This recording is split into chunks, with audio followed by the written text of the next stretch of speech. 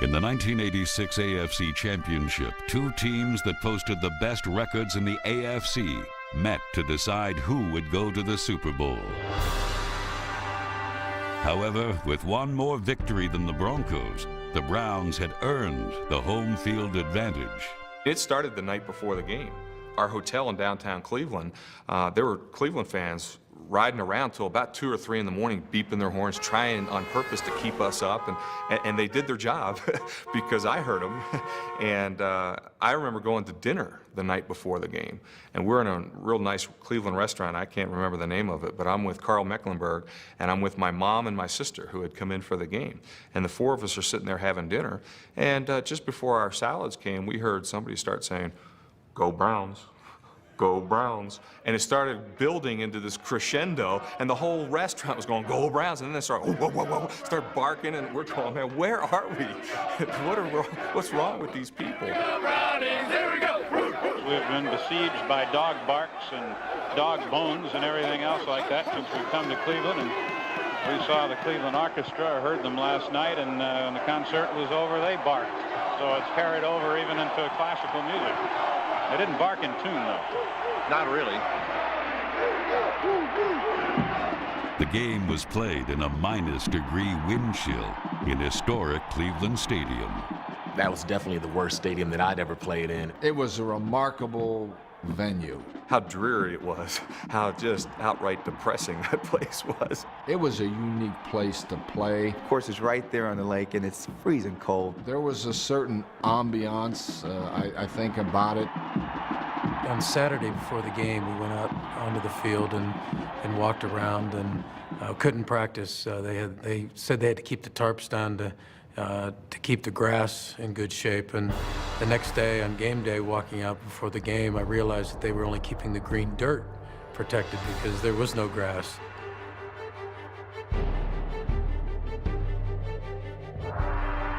It was unbelievable. It was almost surreal to be there because the dog pound. I mean, I can remember in pregame warm-ups, I had to stand at the 40-yard line so I didn't get hit by dog bones. You know, I mean, they were throwing them at me. I'm out running around the field, and there's a barrage coming from the sky of dog biscuits. So the first lap, I come around, instead of hitting the end zone, I kind of cut it off at the end zone line. The second lap around, I'm at about the 5-yard line because there's a few good arms in the Cleveland dog pound over there. By the time the game started, we had pretty much grew to intensely dislike the Cleveland Brown fans, and there was no love lost. And we felt that we needed to do everything we could to make them go home and eat those dog biscuits. The matchup featured two gifted young quarterbacks in Bernie Kosar and John Elway. During that week, you know, it was a lot of bad press about Elway, how he couldn't win the big one and they'll never go to the Super Bowl, and different things from major people saying negative things about John. And so we kind of all got behind him during the week and just let him know how good a player he was. By game's end, Elway's brilliance would be frozen in NFL history as the Denver Broncos met the Cleveland Browns in one of the NFL's greatest games. Super Bowl! Super Bowl! Super Bowl! Super Bowl! There's a gleam, man. There's a gleam. Let's get the gleam, all right? Let's go. David, this is what we've been working for a long time. Let's go out and have some fun now. Let's get after them from the start. Let's cover this kickoff, get some field position now. Cleveland won the toss, and I was interested to see what they would decide to do, whether or not they might want the wind, but they elected to receive the football, so Denver obviously will be taking the open end of the stadium and will be defending the Lake Erie side. And Rich Carlos, barefoot and all, puts the ball down on the tee as we're set to go for the AFC Championship, with the winner advancing 2 weeks to the Super Bowl in Pasadena. Bob? The barefooted Carlos up to the ball and kicks it away. It is going toward Langhorne and hits inside the 10. Langhorne has to pick it up at the 5. He's across the 10 and knocked out of bounds by Harden near the 20-yard line. Barney, tell him to get off and move that stack. Slaughter is wide right. Mack shifting back with Biner. First down. Pitch the ball to Biner. Biner starting to the right. Louis Wright has him, and he goes to the 20-yard line for a 1-yard gain. And make the correction, it was Mack. Biner is the up back. Brennan in motion. And the handoff This time Mack coming to the right 21-yard line, and that's about it. As he got near the sidelines, was grabbed by Louis Wright again. And now it will be a 3rd down and 8. Cleveland would have to throw into the wind. They don't particularly want to do that, but they almost have to now, and Denver's adjusted the defense. Kosar under center. Drops the throw on the 3rd down 8. The pressure. He runs up in the pocket, heaves the pass, and it's batted away by Randy Robbins near the 25-yard line, and that could have been an interception. Gossett, the punter, stands at his 6-yard line. Gerald Wilhite is back for the Broncos at the 38-yard line. 4th and 8 for the Browns. The snap, and Gossett's punt isn't going very far. Hits across the 50. Broncos let it go. It'll roll toward the 42, and Denver will start from its own 42 with a win in this first quarter. The Browns get nothing out of their first possession, and Denver will start from its 42-yard line. Broncos have Orson Mobley, the rookie H-back, in addition to Hackett. Start from the 42. Winder is the setback, and Elway wants to throw on 1st down. Incomplete for Mobley at the 50. The ball got there just as he was turning for it. Eddie Johnson, the middle linebacker for the Browns, was also there. So the Broncos throw on 1st down, and it is incomplete. Denver will have a 2nd and 10 from its 42-yard line. Mobley is an H-back at the right side. In motion. Elway dropping on 2nd and 10. Blitz, throws the screen pass, incomplete for Winder at the 40-yard line. Now we're getting a penalty. Getting a late signal. And it's against the Broncos, whatever it might be. Offensive pass interference on number 89. The penalty will be accepted. When you play a championship game on the road, you know that things aren't going to happen real well for you early, and you just kind of have to hang in there, and I think that was our thinking. The Broncos go to the shotgun on the 2nd and 20. Elway is giving hand signals. Watson is in motion to the left. Watson settles down at the left side. Elway running up in the pocket, and he's got some room, runs to the right, heads for the sidelines and out of bounds at the 34-yard line in front of Chip Banks. Broncos stay in the shotgun. Elway with a snap, dropping and throwing, and it is Wilhite 35-40 heading to the sidelines 45 and knocked down at the 49-yard line, and the Broncos will have a 4th down 3 from their 49-yard line. So the offensive pass interference proves costly, and the snow flurries pick up.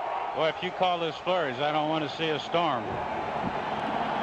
Snap back to Haran, and he gets the punt away, going toward the far side and out of bounds. See where they mark it, but it looked to be around the 15, they'll say the 14-yard line.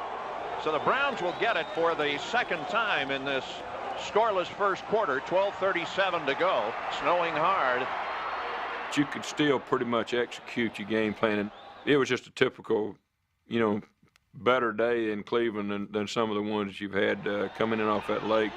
Could get off a cold. I mean, it was cold, but it didn't take away from, it wasn't Green Bay, championship 17 below cold. Kosar takes the snap and drops. And this time the pass is complete for a 1st down at the 25-yard line. Langhorne made the catch, tackled by Louis Wright at the 25, and there is the first down of the ball game. And the Browns get a little operating room in this scoreless first quarter, but we're only 3 minutes into the game. Still 12 minutes to go in the quarter. Broncos adjust the defense. Kosar fakes the handoff, drops to the 15, and the pass is en route and complete at the 38-yard line to Fontenot, tackled by Mike Harden.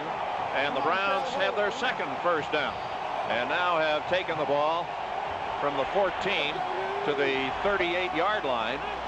Broncos plots the defense. Handoff is to Mack, trying to run to the right side over the 40, 43-yard line, and then pushed back from the 43 by Tom Jackson. And now the Browns at their 43 with a 2nd down 5. Kosar in the count. And to Mack, and Mack's got a big hole over the 50. Bronco 45 to the Denver 42. Kevin Mack was just a load to bring down, is what he was.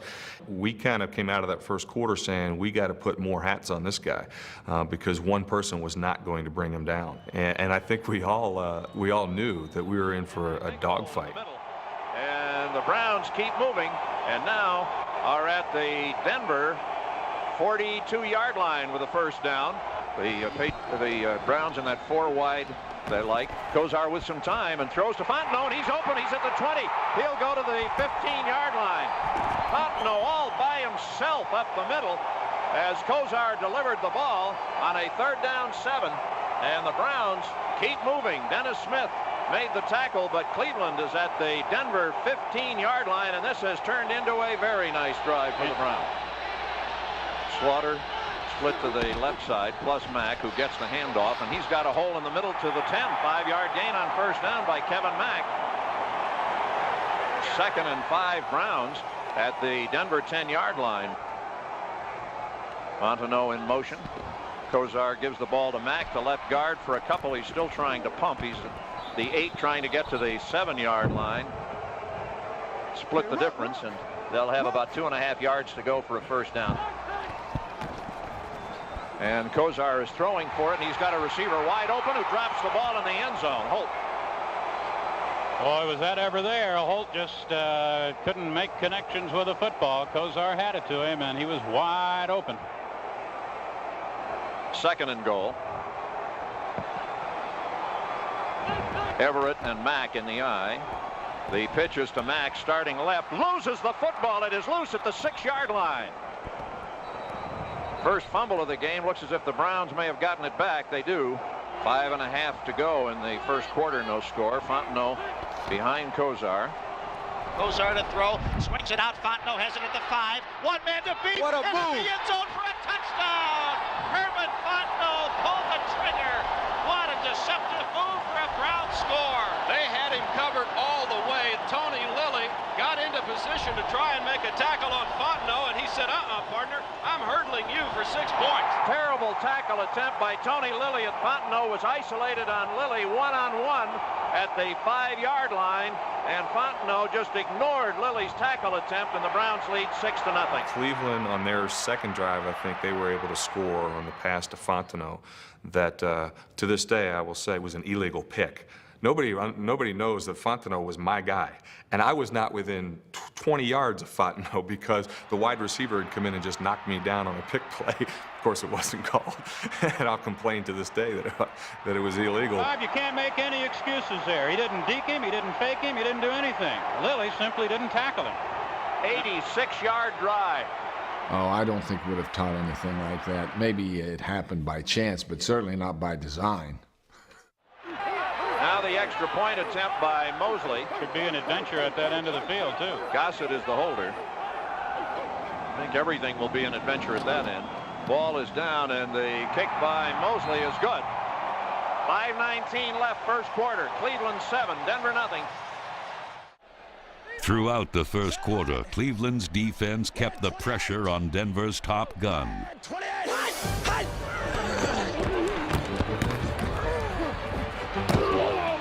Hurried by the Browns and hobbled by an ankle sprain suffered in a playoff win over New England a week earlier, Elway could not generate any offense. Browns said all week they were worried about. But with the first quarter winding down, Denver's defense made sure the Browns weren't going anywhere either. Get it, Burn, get it, we need it, Burn. Turn over defense. Turn over. Brennan's back in. Holt has returned. Kozar fakes the handoff and throws the interception to Hundley at the 50. I don't know what Kozar was looking for, and there is the first turnover of the game. The Broncos. I remember watching the ball flying to Ricky Hundley's hands and thinking, who was Bernie throwing to? Because the only one in the area seemed to be Ricky Hundley. Now, he was throwing downfield a little bit further, but the ball just didn't get any air under it, and Ricky was able to pick it off. Made a nice run back, and I remember just trying to run down the field but getting a block for him and feeling real good about the fact that we were going to have some good field position. With momentum and the ball, Denver's change of fortune sparked a second quarter comeback. First quarter is over. Cleveland 7, Denver nothing. Lead 15X, cut out, Y, sneak on one. On one, right? Black left slap. Yeah.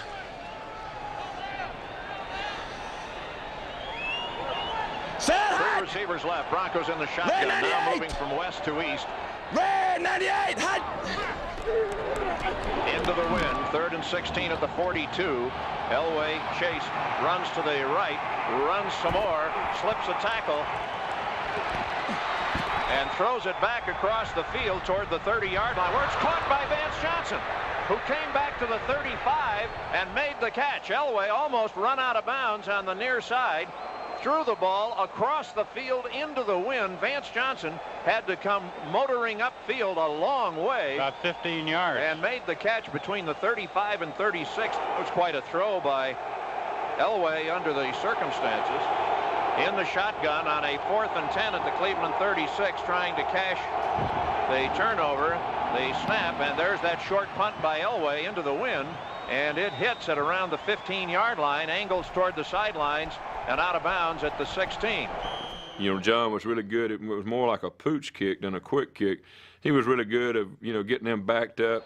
The wind was blowing, and you never know what's going to happen in a, you know, punch situation like that. But because the protection was really good and you could get the thing off and you knew there wasn't going to be a return, just thinking that we could get them trapped, you know, down deep inside their own territory. Thanks to its versatile quarterback, the Broncos had the Browns bottled up deep in its own territory. Now it was up to Denver's defense. Gozard had an excellent interception record, less than 2% during the regular season, through 2 last week against the Jets. Browns are at their 27-yard line with a first down. Gozard to throw on first down and steps up in the pocket, throws it, and Hawaiian intercepts this one at the 35-yard line. Down the sidelines over the 30, the 25. Still in bounds at the 5 and knocked out of bounds inside the 5-yard line. Jim Ryan with the interception. And for the second drive in a row, the Broncos have intercepted. Bernie has this ability to kind of look here and then throw over here. I noticed that early in the game because he had thrown an out pattern to Brian Brennan a few plays earlier. And I had misread his eyes because I think I could have got a hand on that one had I read it correctly. So it was just a few plays later that he was looking, then he looked over this way, and I started to turn upfield, but then came back knowing that, you know, he might not be looking where he's going to throw the ball, and I guessed correctly. And then as I spun around and was going down the sideline, I felt sure I was going to score. I mean, because I could see really no one to my right coming from the field, and I thought, I'm going to score. And all of a sudden, boom, I got knocked out of bounds. And I think it was Cody Risen or one of their offensive linemen. The guys today still tease me about getting caught from behind by an offensive lineman. And I keep saying, he had the angle. And if you watch the tape, he had the angle. Good return by Ryan, who took the ball away at the 30-yard line, and they ruled him out of bounds at the 9, and it is 1st and goal Broncos, who need to cash in on this one. Now what can Denver do? Mobley, the H-back, in motion to the right. Handoff is to Winder. Sammy slips the first tackle, goes to the 7. 7-0 Browns, but the Broncos with their best opportunity. Elway rolling to the right, throws the pass. It is to Will Height, and he's out of bounds at the 2. 3rd and goal inside the 2-yard line for Denver. Elway rolling to his right, threw the pass to Will Height at the 5. Will Height run out by Hanford Dixon at the 2-yard line for the Broncos. Fans in the east stands come to their feet. That's one place where the fans really are close to the field. 3rd and goal at the 2-yard line. Elway gives the ball to Sewell. Sewell starting to the left, trying to turn the corner. He dives. He's out of bounds inside the 2. Not much of a gain, and the Broncos will have 4th and goal at the 1-yard line. And here comes Carlos. This is the tough end of the field. Carlos will attempt a 19-yard field goal with Kubiak holding. 9-yard line, left hash mark. Ball is down. The kick by Carlos, good. And the Broncos with a 19-yard field goal make the score the Browns 7, the Broncos 3. We were discouraged about not getting 7, but I think getting the field goal, you knew you had some points. You always stay in the game whenever you're scoring, whenever you're in close. McNeil waits at the 5-yard line. Fontenot at his left and Langhorne at the right as Carlos kicks it high. McNeil slides to his right, 7, 10. He's across the 25, gets out near the 30-yard line, the 35, runs into Ken Bell and Rick Dennison, but a decent return. And now with the Browns leading 7-3, they will get the football back. And Kozar has thrown interceptions on their last 2 possessions, and they'll start from their 37 this time. And they'll give the ball to Mack, trying to run to the left side, out near the 40 without the football. And the Broncos have it. It is picked up by Ken Woodard. Woodard with an escort. He's at the 25. He is at the 20, the 10, the 5. And Ken Woodard takes the ball to the end zone. Have they blown anything dead? Yep. When you don't see the officials running down the field, it's a good indication, and they were all just standing around that position. 7-3, another opportunity for the Broncos. In motion from the left is Jackson, gets it on, nope, fake reverse. And Elway in the pocket, now running. He's at the 35, gets a block. He's at the 30, the 20, the 15. Elway at the 5 and out of bounds inside the 5-yard line. John Elway on the scramble. The rush came high, and I just stepped up inside it. Stutter pushed him outside of me, and I stepped up and threw it. And when I looked downfield, they were awful soft, and I just turned the football up and knew I could get the first down. There was plenty of room, so I got as far as I could. Him going into that game with a sore ankle, but not complaining about it, really not making a big deal about it, I think it hurt him a lot more than he let on, and I think we knew that, and I think that kind of inspired us a little bit. That was a turning point in the game. It seemed to generate some inspiration among the offense that they can move the ball. 94 blast on set hut, ready? 34-yard run by Elway, whose ankle didn't look too bad on that play. And the Broncos have a 1st and goal at the Cleveland 3.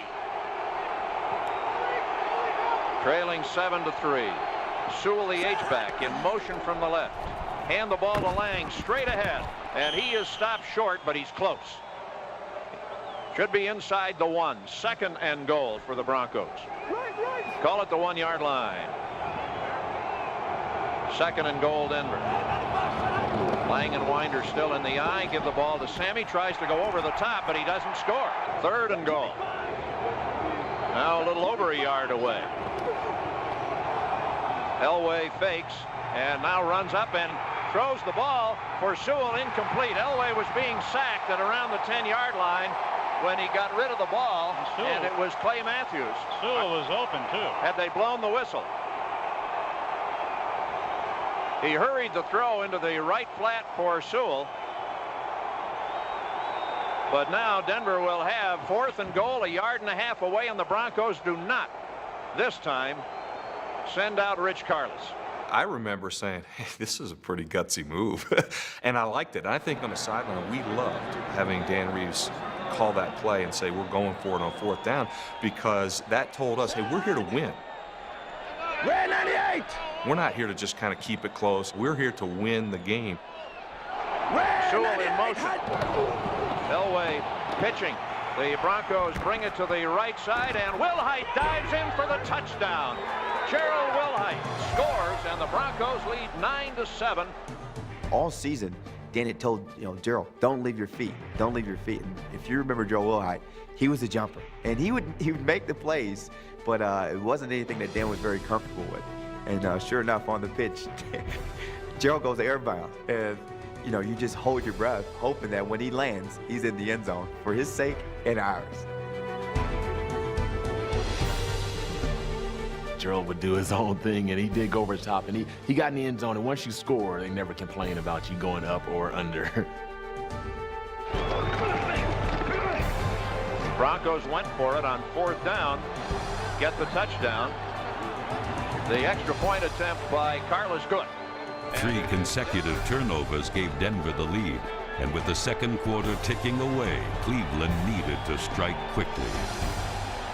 Cleveland started a drive they hoped would give them the lead.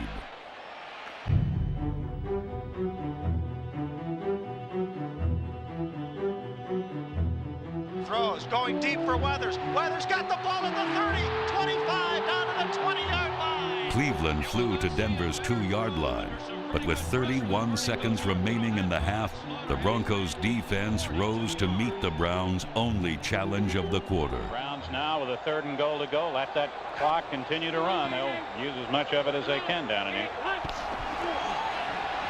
3rd and goal, and Kozar running to his right and looking and throwing it away. And a flag, and I think they're going to call him for it. Let's see. Broncos going after the referee, Chuck Heberling. He threw the ball into the ground just before he went out of bounds, and that's what they're calling him for. 4th down. So Mosley now will have a field goal try of 29 yards, 19-yard line, right hash mark. Field goal attempt by Mosley, spins up, and it is good. We are tied. 29-yard field goal by Mosley makes it Denver 10, Cleveland 10. So they have the momentum going into halftime, and we don't. But the fact that we were still in it on the road in those kind of conditions, we really weren't discouraged, and we went in and said, all right, guys, this is a 0-0 game. You know, this is it. We got to get out there for these next 2 quarters, and we'll win the thing. Obviously, we had hoped that we could be up at that particular time because being at home, it would have served us well. But we went back in the locker room, and if memory serves me well, it was, hey, you know, we've got another half to go. It's as it began, and now what we've got to do is take care of the ball, and let's find a way to get the job done. The half is over. And the Broncos and Browns go off the field with nothing settled. Denver 10, Cleveland 10 at halftime. Denver will have the wind at its back in period number 3 and will receive the football. So Cleveland obviously elected to take the wind in the 4th quarter. Yeah, I'm not sure the other end is a bargain, Larry. Mosley kicking it off in the direction of Bell, and he drops the ball. It is loose at the 10-yard line, and he is hit at the 8. The swirling winds may have played a role there. Bell couldn't seem to find the handle. We may see turnovers in the second half as we did in the first, and they could be decisive. And Bell is still down on the ground. I think that's because there's still bodies on top of him. Tied at 10, the 3rd quarter was a battle between 2 fierce defenses. Elway steps up in the pocket, now runs. Running to the right, here comes the pressure, and the first sack of the day. Sam Clancy for the Browns. It was a defensive struggle. We started to understand that one score is going to be really, really significant in this game. And that's why I think defensively we kind of tried to pull our belts a little tighter and make sure that we did not surrender any big plays. That 3rd quarter was a realization that if we give up one big play or an easy touchdown or something like that, we ain't going to the Super Bowl. Denver played inspired defense, but so did Cleveland. And midway through the period, the Browns produced the game's first controversy. 3rd down and 5. Elway on the drop, looking and throwing it to the right side for Jackson, and it is incomplete and not intercepted. The Browns thought they had it as Harper jumped in front of Jackson and got his hands on the ball, but then went out of bounds.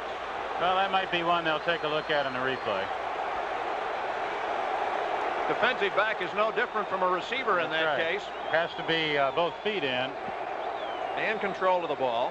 He made a nice play on it. Yes, he did. He cut out in front of Mark Jackson. Well, I don't know, Bob. I don't know about that one. Well, Jack Reeder will take a look at it. He's getting another angle from television here. Bronco defense has come out. Instant replay, look. The pass was intercepted by Cleveland. It's first down. They overruled it. Cleveland's ball. I probably was real calm. I probably didn't get excited about it. I'm sure that I agreed with the officials and everything. It wasn't like it was going to be changed. You know, if they make those decisions, you don't get them reversed. The replay official rules that he did, so Elway has thrown an interception. First turnover by the Broncos. However, the stunning reversal of fortune failed to produce any points.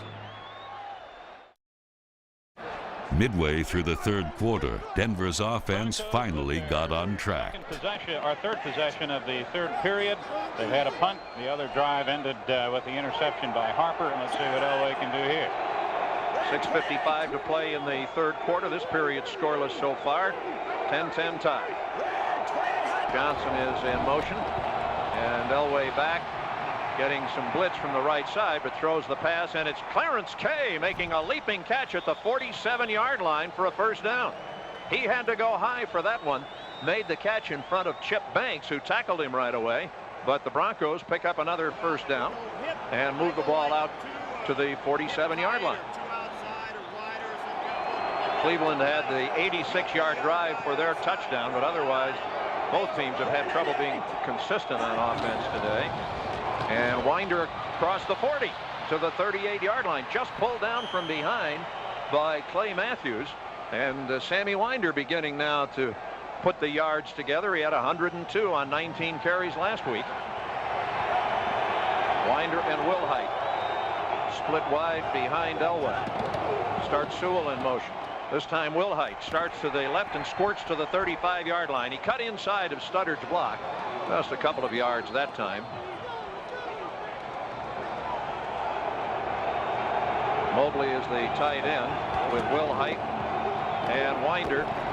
Elway setting up at the 45. Pass is caught. Mobley 26-yard line.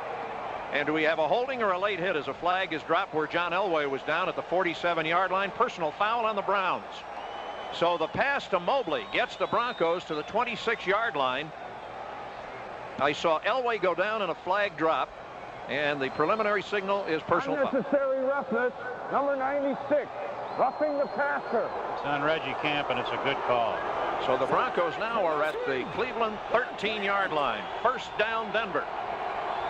A drive that started at the Bronco 30. Lang and Winder, the running backs. It's Winder again trying to come left, and he's at the 15. He's grabbed and pulled out of bounds near the 11. Carlos, who is 1 for 1 today from 19, 3 for 3 in the playoffs, wants this one held 26 yards away. Right hash mark, 16-yard line. Kubiak is the holder. The snap, the ball is down. Carlos's kick. Got it. And the Denver Broncos are back on top. Denver 13 and Cleveland 10. The third quarter ended with the Broncos in the lead. However, Cleveland was far from finished as the '86 AFC Championship headed towards an epic finish.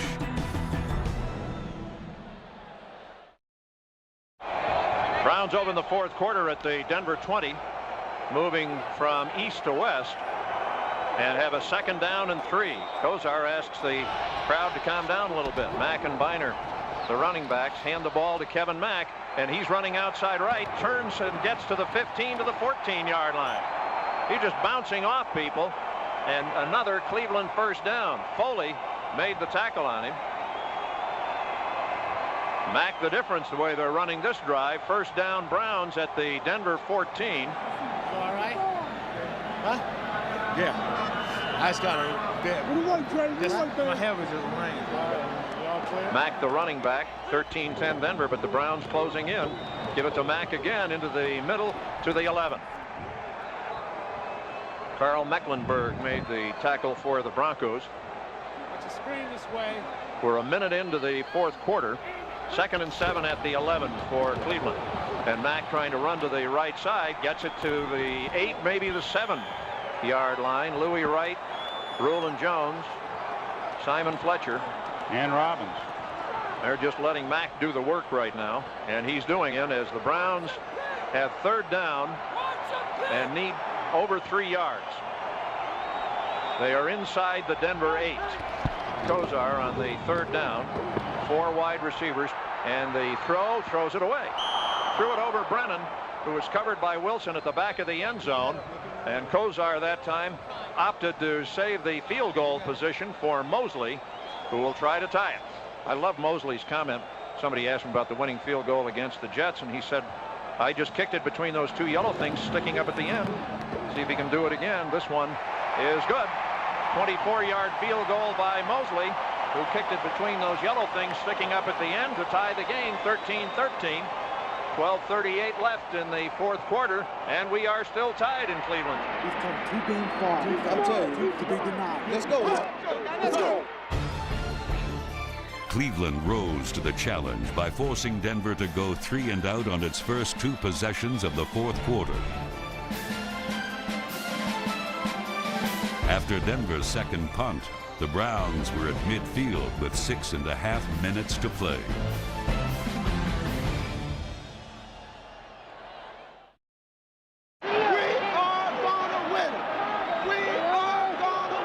Well, the thing that most of us felt coming into this game is the two teams were fairly evenly matched, that it's probably the 2 best teams in the American Football Conference meeting for the championship. And Bob, they've played 47 minutes and 22 seconds and nothing's settled yet, 13-13. And it could still come down to something strange happening in the last minute or two. So now the Browns will start from their 48-yard line on this possession. 6:40 left, tied at 13. Kozar in the count. The drop, gives it to Fontenot. Fontenot trying to run to his right, gets to the 50, to the Denver 48-yard line, knocked down by Rulon Jones.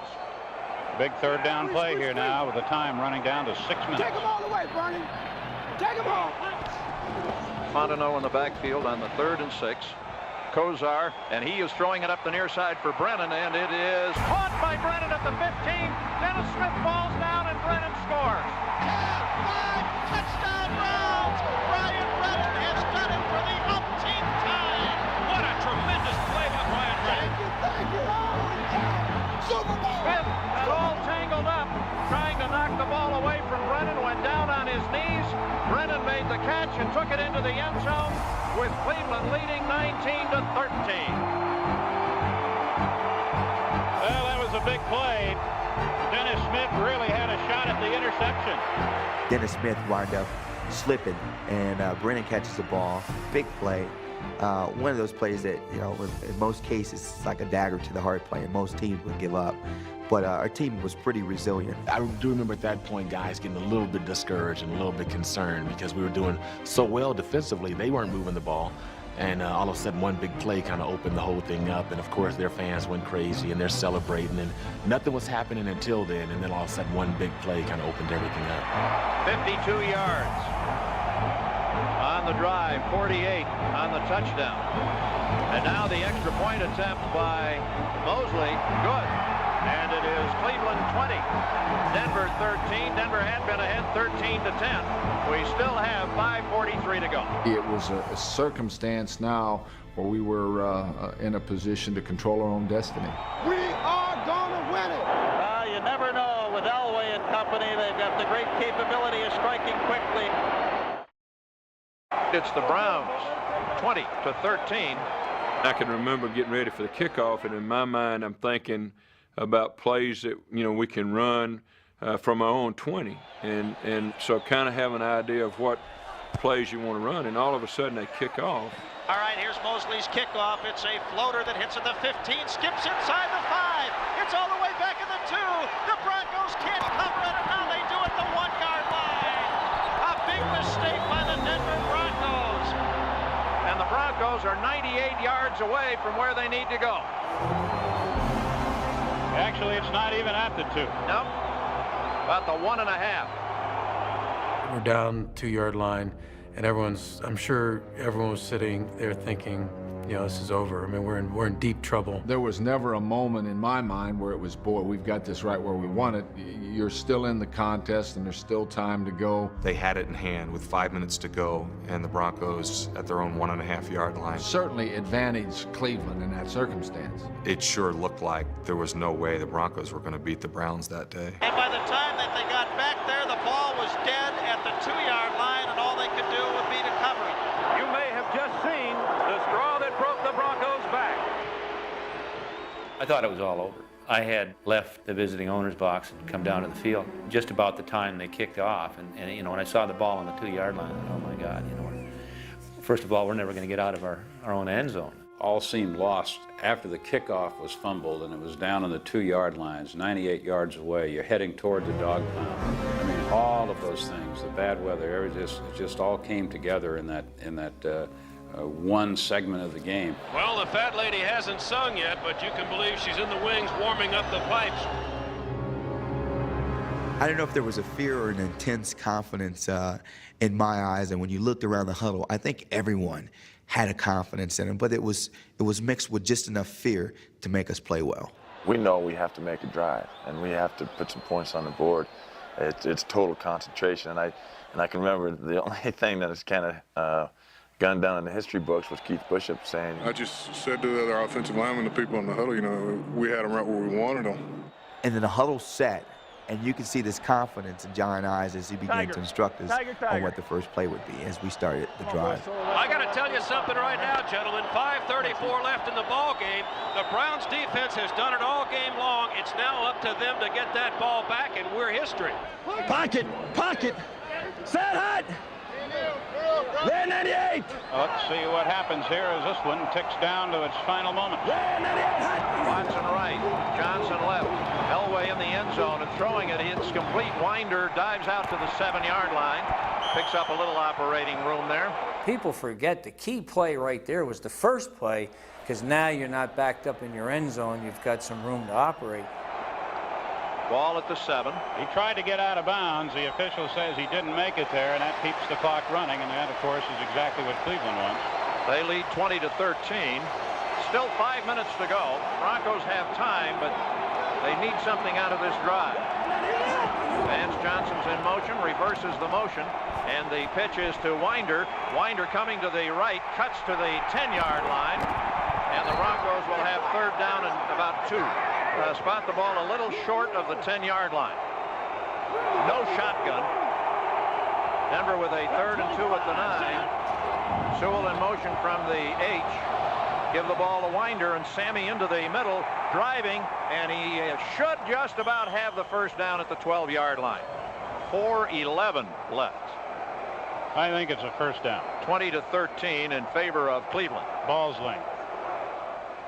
Stretch out the chain. Denver has the first down. Well, that's step number 1. They needed that one. That was a very important play, and I remember when it unfolded, I thought, gosh, you know, that was really a great opportunity lost. Broncos are 12-0 when they score 20. Now they have to score 20 just to get a tie. Receivers left. 2 tight ends and Winder. Red 98. Red 98. Johnson in motion. Handoff, Winder, and Winder bangs to the left side, but to the 15-yard line, about a 3-yard gain. We seemed to not make a whole lot of progress, and the clock was running down. Clock is running again with 3 minutes and 40 seconds left in the 4th quarter, and the Browns thinking about Pasadena. Elway's dropped the play fake, runs up in the pocket, running left. John's across the 20 and out to the 26-yard line, has the first down. Now that's where John Elway can do it on his own. The other thing is you got to make him do it and punish him every time that he takes off like that. But with 2 minutes and 51 seconds and the clock running, Elway can run at 6 or 7 yards a clip all the rest of the day, and it won't matter. And they're still at their own 25-yard line.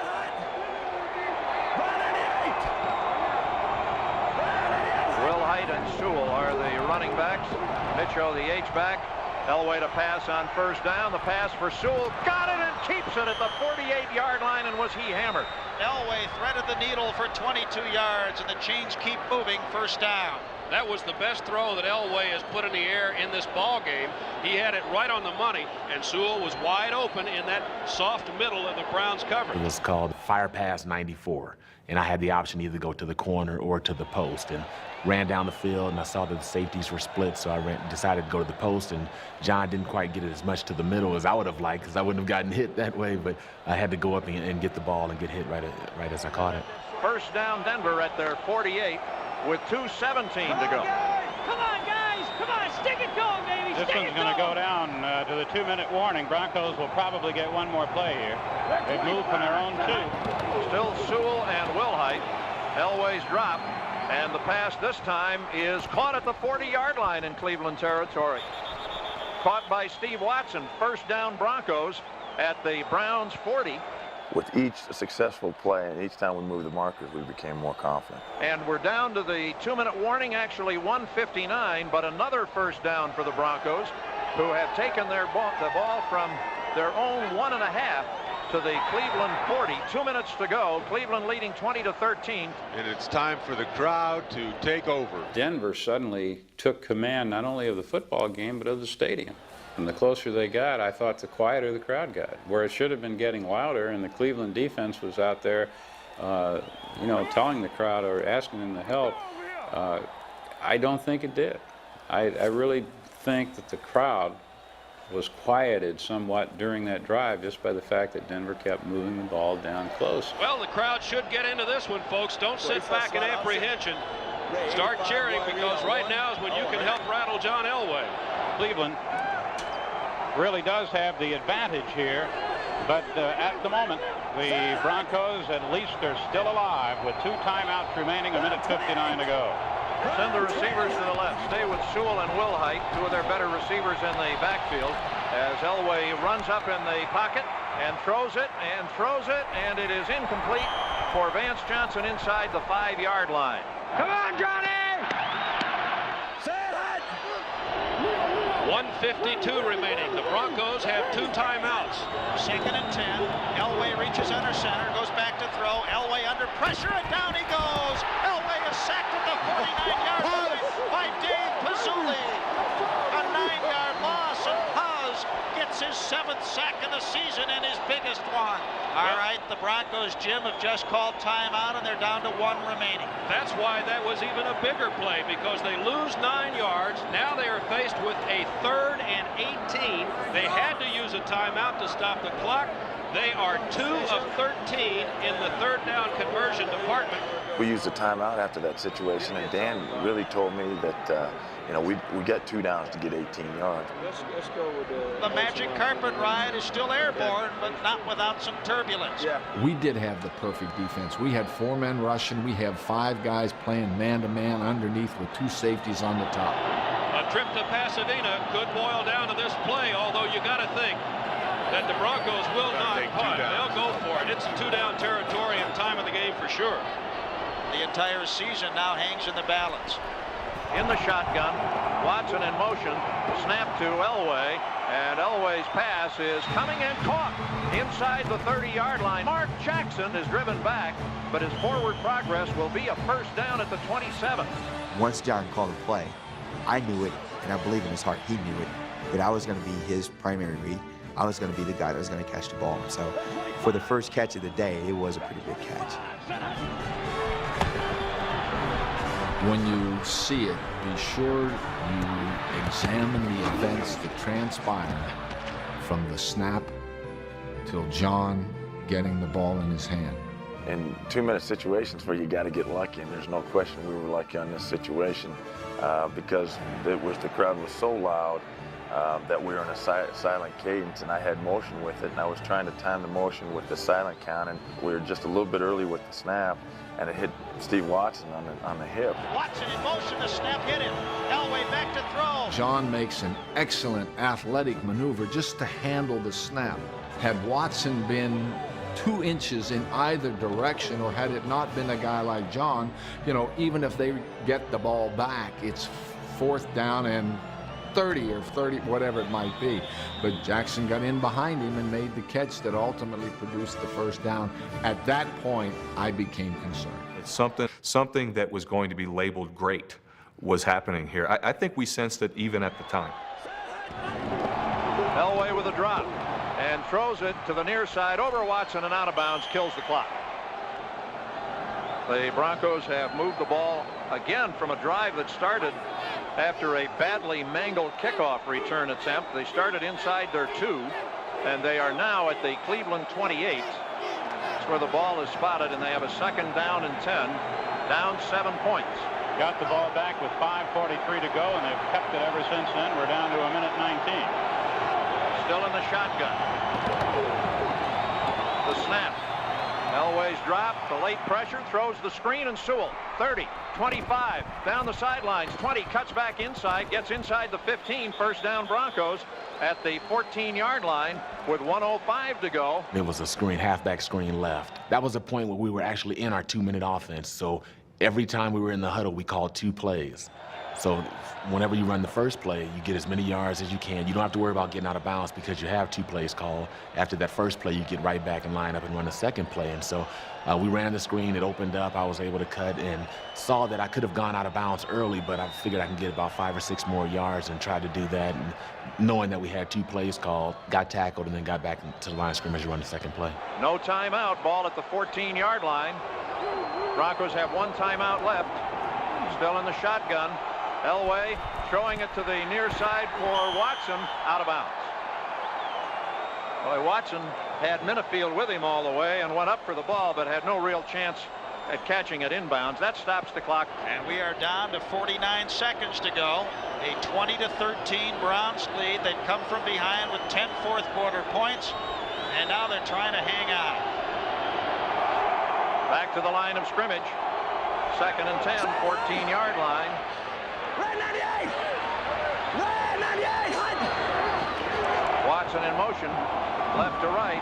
Snap Elway, running to his right, trying to direct traffic. He's at the 10. John's at the 5 and skids out of bounds at the 4-yard line. He's close to another first down, and the clock is at 42 seconds. Mike Johnson was the babysitter on that play, and he found out just how fast John Elway was. John Elway started to pull away from him. See where they mark him out. You know, his feet slid forward across the marker, but I'm not so sure he got the first down. It's where the ball goes. And the ball was about 1.5 yards shy of the first down.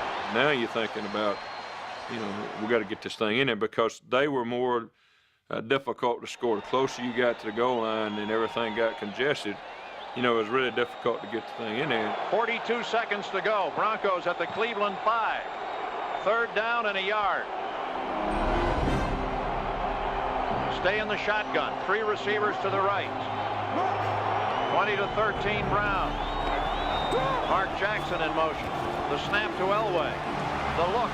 The throw. Touchdown! John Elway has just thrown the touchdown to Mark Jackson. 5 yards.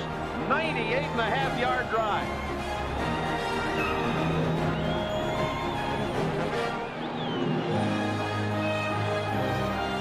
We call it option left 62 route, but we have a guy in the flat, and we have Mark coming in on a slant route, and with Sewell coming out of the backfield, the corner came off Mark, and I was able to get a seam in there, and I threw it. It was a low heater, too, because if Mark didn't get it, nobody was going to get it. I can remember seeing Mark Jackson wide open and saying to myself, get this ball to him as fast as you can get it to him. And I don't remember throwing the ball as hard as I threw that ball. The fact of the matter is, I was never the guy to catch the ball in that. My whole goal and my whole purpose in that play was to rub, not pick, was to rub Vance's guy as he ran the shoot route, and he was going to catch the ball. I come open on the 2 route, which is a quick slant, and I'm really not expecting the ball. There's a big line between John and I, and all of a sudden I see his eyes just blow up, and he's looking directly at me. And when his arm goes back, I'm thinking, holy smokes, the ball's coming. And as the ball clears some lineman's hand, I see it going to the ground, and I go down, and somehow I get underneath the ball. And when I came up, it was just pure energy. It was incredible. I see the ball in my hand. At that point, I began to perform what I think was the worst spike in NFL history. And anybody who thought that Mr. Elway was overrated as a quarterback had better think again. And the Broncos, in what must go down as an exceptional performance, have gone 98 yards, and they're on the verge of tying it up with an extra point try coming up by Carlos. Tremendous jubilation, but then also you're thinking about here we are in the opening of that stadium, and I've seen so many things happen in that end of the stadium. And I'm thinking, boy, we can't miss this extra point. Now the extra point attempt. I just remember being a little bit more nervous about that because the flying dog bones and the dog pound was in a frenzy, and you know they felt like they could turn the game on their own. As a kicker, that would be the ultimate disaster, and you know, there's something you'd never live down the rest of your life if you missed the extra point after going 98 yards, scoring a touchdown. Ball is down. Carlos's kick. Got it. We're tied. Denver 20. Cleveland 20 with 37 ticks left on the clock. This stunning 98-yard drive not only wrote the comeback legend of John Elway, it propelled one of the NFL's greatest games into overtime. Now we're at a disadvantage. We're going to go to overtime, but the momentum has clearly shifted to Denver. So the Denver comeback sends us into overtime. At the end of the fourth quarter, the score, the Denver Broncos and the Cleveland Browns are tied at 20. Let's get the coin toss, because that could be really important in the start of the overtime. All right, we're going to do this again. We're going to call it loud and clear in the air, please. Head. We call it ahead. And it's a tail. Take the ball. It's roll. And going over on this side. Over on this side. Cleveland. Run the clock. Will receive. And the Broncos will take the wind and move from east to west. The Browns will get the ball going from left to right. Setting the tempo now. We got a chance right on this kickoff. First period, the second period, the third period, the fourth period. This is the Browns period. Let's go. Let's go. They don't win. That's right. We got to do it. We got to find it somewhere. The winner going to the Super Bowl in 2 weeks. And the kickoff by Carlos is to McNeil at the 15. He's across the 20, the 25, and pulled down by Kenny Woodard near the 30. Browns with 3 wide receivers, and Mack have Newsom coming very wide to the right. Langhorne on that side as well. As Kozar looks to the left, looks to the right, in some trouble, runs up in the pocket and is down at the 31-yard line. Picked up a yard or so. Look left, look right, not much there. He was tackled by Rulon Jones and brings the ball to the 31-yard line. Technically averts the sack there. It's a 1-yard gain, and it is 2nd down and 9. 4 wide receivers. They've lost Slaughter to a dislocated shoulder. Kozar's back. The pass to the right flat. Brennan, 35 and out of bounds. Tony Lilly at the 38-yard line, and that will leave Cleveland with 3rd down and 2. Well, this crowd has really gone quiet. The Broncos took them out of it with that 5-yard touchdown pass. Everybody stayed. 79,915, we were told after the fourth quarter, is the attendance. They stayed to celebrate. But the celebration may have to be delayed for a while here. Browns at their 38. 3rd down and 2. Come on, dude. Let's go, baby. Let's go. Stay with Fontenot in the backfield. Give him the ball. He's curving to the right, and Mecklenburg is there. He gets nothing. When they ran the ball on 3rd down, Carl Mecklenburg made the tackle, I think, and somebody else. And I thought to myself, boy, they're playing not to lose. I hope that we play to win. That's when I really thought we've got this game. And the Browns have a 4th down and 2. And Gerald Wilhite waits inside the 20-yard line. Gossett is the punter. We're in overtime. First overtime. Gossett hangs one up. Wilhite to his right, 21-yard line, and down at the 25. So the Broncos will get the ball in the overtime. They'll start from their 25. Run, 28! Backs are split behind Elway. Run, 28, hut! On 1st down, Sewell in motion, and Winder twists into the middle to the 29, almost the 30-yard line. Close to 5-yard gain. John, after taking the team 98 yards, I think John's confidence level was as high as it could get. He just started to dismantle them, and they helped us too. I mean, they went into a prevent defense, and I think that helped us a great deal because John just picked them apart. 30, Mobley's an H-back at the right side, plus Winder. Johnson in motion. Elway dropping on 2nd down, getting some blitz and throwing it up the right side. Mobley across the 50 and to the Cleveland 48-yard line, 1st down. Mobley, slanting right, made the catch in front of the Denver bench and in front of Ray Ellis, who made the tackle. And the Broncos pick up the 1st down, and they are at the Cleveland 48-yard line. And Denver really seems to have the momentum now. Cleveland just sort of laying back, which is really what they did in that final drive. We won't worry about the clock, because if we run out of this overtime, we just keep going. Receivers to the left. Tied at 20 in OT. Winder, the only running back. 2 tight ends. Pitch, Winder. Winder trying to get wide to the left. Throws a stiff arm, but he's out of bounds near the 50-yard line. So now 2nd down and over 12 to go for the Broncos. Denver goes right to the shotgun. 2nd and 12 from the 50. Elway on the drop, backpedaling, throwing the screen for Sewell, incomplete. And that one was self-destructing all over the field. Now Denver with a 3rd and 12 at the 50-yard line. Shotgun again. Now you hear the crowd. 3rd and 12 at the 50. Vance Johnson in motion going right. Elway takes the snap.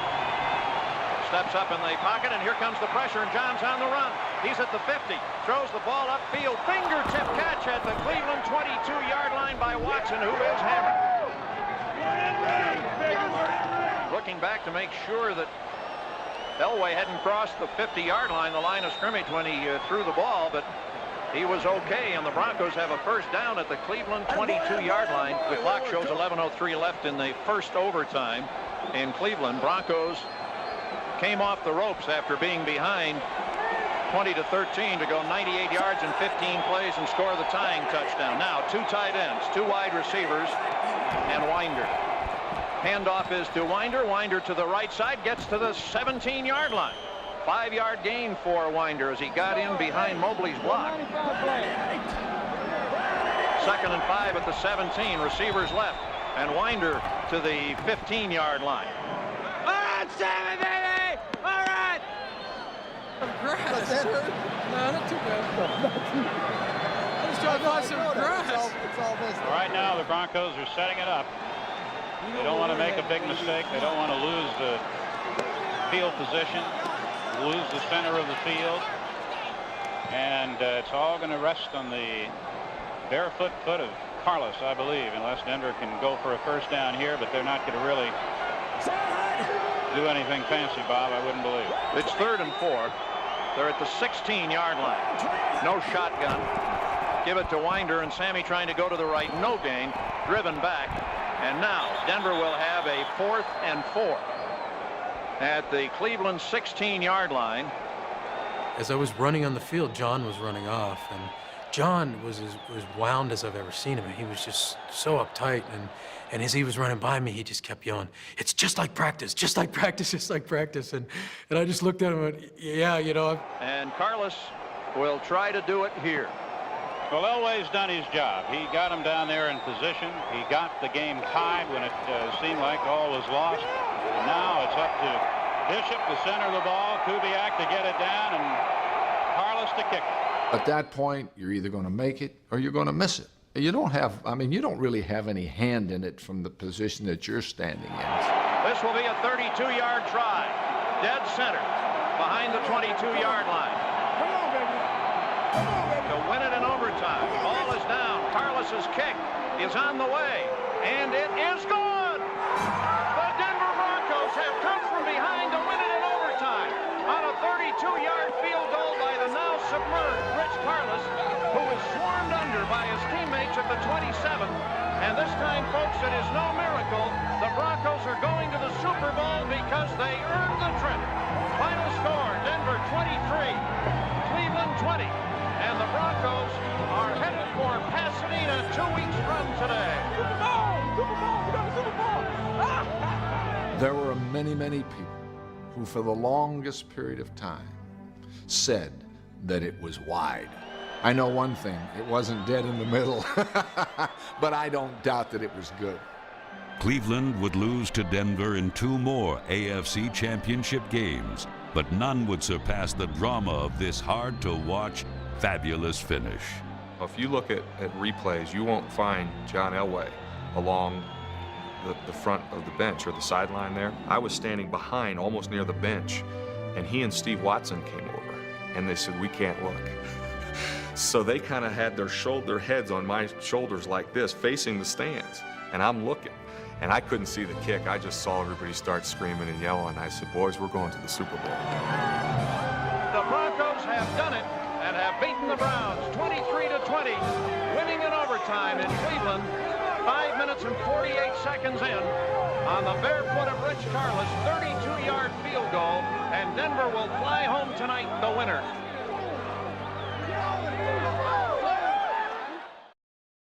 They were preparing the post-game celebration in the Browns locker room, and then all of a sudden they had to take it to the Denver locker room.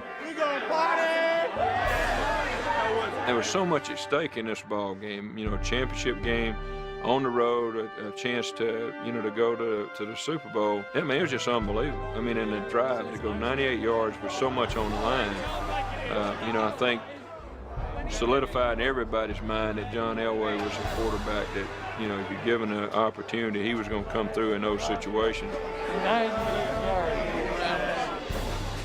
I went up to John in the locker room and I said, thank you. I said, thank you for taking me to the Super Bowl. I don't think we get to the Super Bowl without John Elway. I mean, we're all thrilled to be a part of that team and know that we had to play well defensively, offensively, but the man who willed us to the Super Bowl was John Elway. It was hard for me to believe. You know, I remember saying to myself, oh my God, you know, it's kind of, we're going to the Super Bowl, and the way we're going is we beat Cleveland in Cleveland on a 98-yard drive. When you think of John Elway, that's where you start to think about John and the great football player, is in that particular day in Cleveland. It was clearly, in my view, in my experience, one of the greatest games of all time. Hey, we're going, baby! Woo! Oh, man. Go with me on NFL field. We're going to the Super Bowl, baby.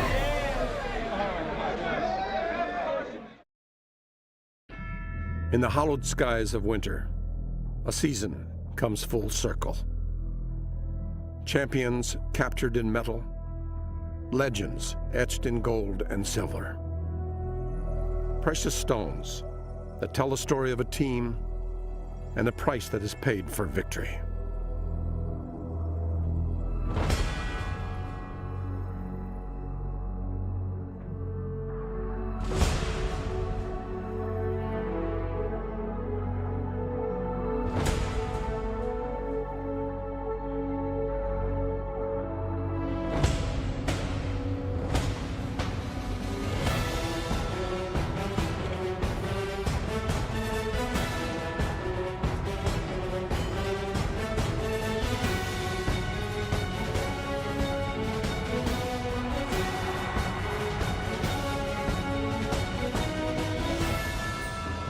We had done something that no one else had ever done. We had gone from utter trash to gold. He will hunt you down and tell you, make the frickin' play. The only way to escape that kind of wrath was to be perfect. I'm running out in the field, and Charlie says, you better take care of that ball. And Drew was kind of standing next to me, and he says, Dad, go out there and sling it. And I got them together. I said, guys, we've worked our rear ends off to get here, but I emphatically made the point that this game's worth a big blanking ring. They would start saying, kill, Bubba, kill. Kill, Bubba, kill. You were ready to snap this guy's neck if necessary. And in that precise moment, when you know that the next ball game will be in the Super Bowl, it's, oh man, it just doesn't get any better. It doesn't get any better than that. And so the countdown begins to the greatest Super Bowl team of all time. One team more perfect than any other. 11 men, flawless, on either side of an imaginary line. Offensively, brilliant. Defensively, undaunted.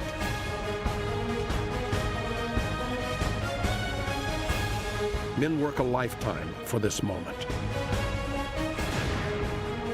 One game that can define a career. It's a game we all love. It's their game. It's our game.